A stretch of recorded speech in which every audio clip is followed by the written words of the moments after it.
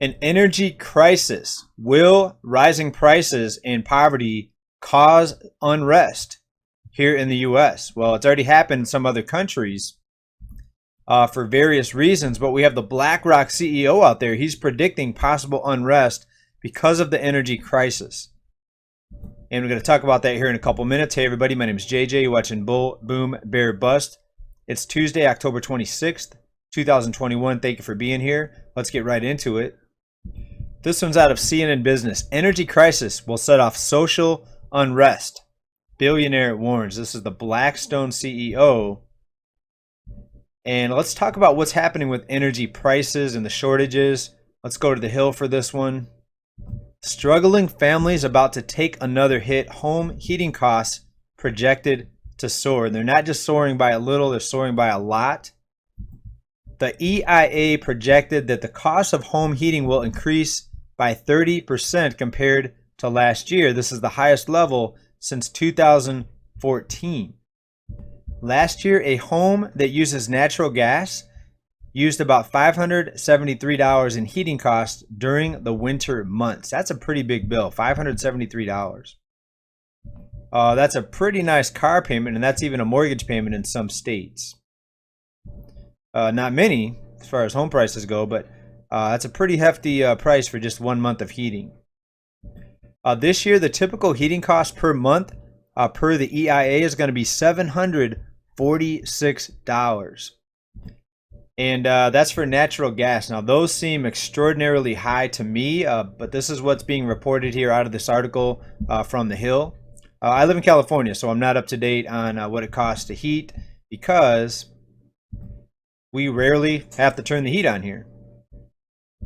So one benefit of living in California, unfortunately, for every benefit of living here, there's 2 or 3 detractors that make it to where a lot of people want to leave the state. Let's get into what the BlackRock CEO said about unrest and the energy crisis. Let's play a clip right here.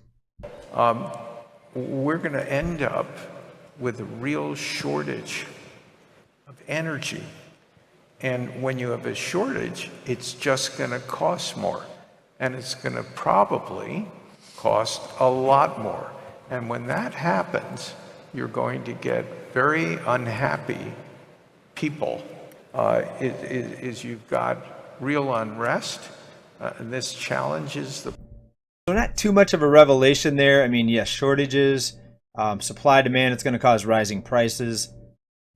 And he knows, as well as you and I know, that most people really can't take much more. Remember, even before the sickness came out, people were having a not too good of a time financially. Most people were living paycheck to paycheck. A small fraction of the population had enough money set aside to cover just 2 or 3 months of living expenses, what some would call an emergency fund. Most people, the majority of people, rely on debt just to cover basic goods and basic just meals and food. If you take away the availability of taking on debt, most of the country would not be able to eat, right? Unless they started growing their own food, or unless they started raiding the grocery stores or robbing the grocery stores like we talked a few episodes ago. And we talked about it in this report right back here. Huge spike in shoplifting. We're also seeing big increases in other types of crime. Combine that with the labor crunch, we're seeing staffing shortages, including with the police. So what's that going to lead to? Is it going to lead to less crime, or is it going to lead to more crime? Well, it's likely going to lead to more crime. So what I see here, and please let me know what you think down in the comments, what I see is a perfect storm here of rising prices. For the most part, a broke population, people dependent on food being shipped into their local store, people dependent on debt, people dependent on the gas being delivered to heat their home. And when there's shortages, there's going to be rising prices. Right, so we have a dependent population, a supply chain that's being crushed, a labor force that's being crushed. And when you look at the type of people across the United States, I think that we could very easily see some sort of unrest like we've seen in some other countries. And you don't even have to go to other countries anymore. Look what happened in the U.S. just in the summer of 2020. Before that, people said things like that would never happen here. This is the US, it can never happen. We're different, we're better than the rest of the world. Well, a lot of those people saw firsthand, what could happen very, very quickly. And as this economic situation continues to unfold, I continue to throw out the word caution. Be cautious. A lot of media people, they want you to think that everything's going to be better, that we're in a recovery. Sure, the top 10% are recovering, but is the bottom 90% really recovering, or a lot of people still barely hanging on and still dependent on debt to be able to just have something to eat? Richard Wolff tweeted out the following. I don't agree with everything he says, but he's got a point here.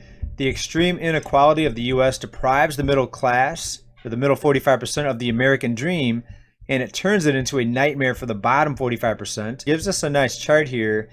And this is the wealth of the 400 wealthiest Americans, and we see it skyrocketing here. It's almost parabolic. It's almost like one of those charts where the price just goes parabolic. And we saw something similar prior to the run-up of the stock market bust in 2000. We saw this parabolic move upward because why? Because about 90% of stocks are owned by the top 10%. So you have the 400 wealthiest Americans, they are in the top 10%. In fact, they make up a 0.00025% of the population when you just look at the top 400 wealthiest. But the top 10%, that includes a lot more people, but collectively the top 10% owns about 90% of all stocks. So it's no surprise that when you see stock markets continuing into the stratosphere like we're seeing now, that the people that make the most, and you see this parabolic chart on how much richer they're getting. All right, so will it be nonstop, continue into the stratosphere, never-ending rising stock market, never-ending rising real estate?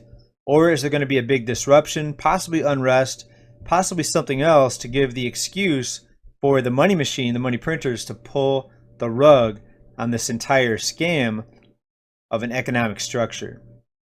Right, so we have a lot of things kind of coming together that can create some pretty difficult times here. And things could change on a dime. And this has happened before. You could wake up one day and this entire system collapses. Markets could be crashing. There could be some sort of situation that unfolds that they'll say they never expected. But I think most of us here expect things to get a lot worse. Thanks everybody for being here. Stay prepared. Safety. Look out for you and your family. Hope you're well. Hope you stay well and stay safe. Keep stacking. Stay prepared. Bye for now, everybody.